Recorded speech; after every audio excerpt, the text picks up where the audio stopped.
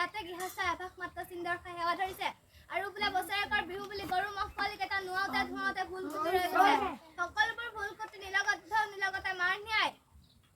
দুপত দুপে উন্নতি বিধান কৰি যাব লাগে গুঞ্জাই কৃপা কৰিব লাগে জয় ৰাম মাওলা